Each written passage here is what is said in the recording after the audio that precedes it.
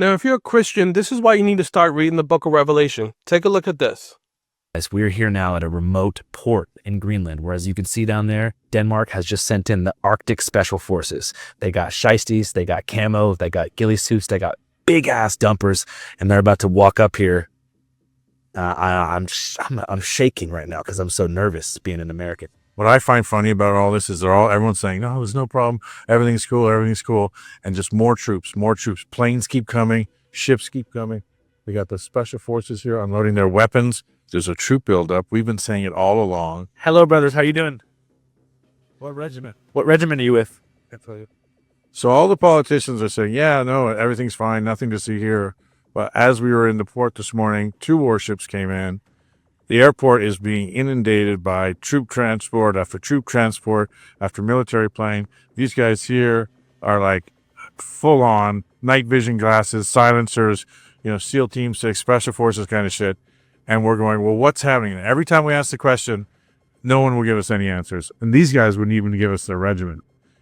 So basically what you're seeing here is the rise of the 10 kings mentioned in the book of Revelation. Specifically, we're seeing the events unfold leading to Revelation chapter 17, verse 12, the rise of the 10 kings with Pope Francis, the false prophet. So let me explain that. Now, in my book, The Falling Away, and this is a page from it where I explain that the rise of the 10 kings come from Europe, 10 monarchies of Europe, in which they will ultimately receive power and authority and give it to Pope Francis.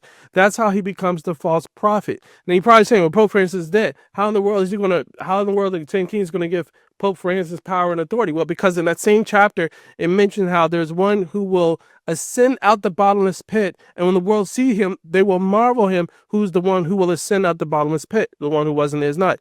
That term, the one who was and is not, is repeated in the book of Revelation time and time again, and it means the resurrected one, because Jesus calls himself the one who was and is not. And so the same title is applied to this individual in chapter 17, which all indication and purposes points to the person who will be the false prophet. In this case, Pope Francis. So he's the one who will rise again to fulfill the prophecy of being the false prophet, which points back to what Jesus says, how the end times begins with deception. It didn't say anything about wars. It didn't say anything about signs, wonders. It's deception.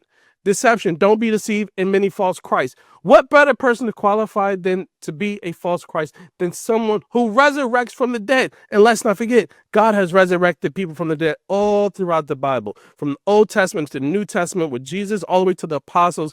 God can resurrect anyone from the, even in the book of Revelation, the believers and unbelievers resurrect. So you're probably wondering, well, how do we get to these 10 kings? Well, in that same chapter 17, the Holy Spirit gives us a prophecy of a institutional religious body that rises in the end times, identified by a harlot that sits on the beast with 7 heads and 10 horns. And again, if you get my book, The Falling Away, and there's a cover of it right there, I explain all of this. Essentially, we see that this power rises at the end times with these 10 kings from Europe and the Middle East, because Daniel also mentions these 10 kings. And it says from these 10 kings come from they come from their predecessors of other kingdoms that ruled the world. And the head of gold, which was a Babylonian kingdom that ruled the world. After that, the Persians that ruled the world. After that, the Greeks that ruled the world. After that, the Romans that ruled the world. Then the Romans split between the East-West Roman Empire that we know today as Europe and the Middle East. In the Europe and Middle East, or East-West Roman Empire, of those 2 regions, there's only one place that has 10 monarchs, Europe. So this is the region where the 10 monarchs or 10 kings come from. Not anywhere else on earth. There's not in the western side of the hemisphere because there's no monarchs. So it's not the border peace because they're not monarchs and they're not from the region of the East-West Roman Empire. They're not the BRICS nation because they're not from the region of the East-West Roman Empire. God tells us where these 10 kings come from, which are the remnants of the kingdoms that came before it in Europe and the Middle East. Now, this is how it leads to what we need to anticipate, or what I've explained for 13 years to watch for. Now, after this, I explained of these 10 European monarchs. At the time when I started the service for you all as your watchmen, I said we need to watch for Queen Margaret of UK and Queen Margaret of Denmark and Queen Elizabeth UK to be replaced by kings. And so after these 2 queens were replaced, then the 10 king prophecy would be complete. So over and over again for 10 years, at the time I said, watch for a new king and UK and Denmark. And what do you see happening now? We see Belgium, we see Norway, we see Sweden, we see Denmark, we see UK all coming together in response to what President Trump is doing. What I've been advocating to watch for over 13 years. Now, since then, as I've been saying for so long, watch for the rise of these 10 kings after a new king is present in UK and Denmark.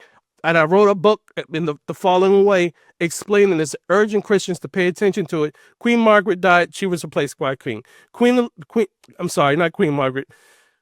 Elizabeth died, replacing her crown with a king. Then we have Queen Margaret, who abdicated, replacing her crown with a king. That fulfilled the 10-king prophecy. Now we are waiting for the rise of Pope Francis to fulfill the prophecy where he's the one that ascends out the bottomless pit, and for the 10 kings receive power and authority with him. So watch and endure.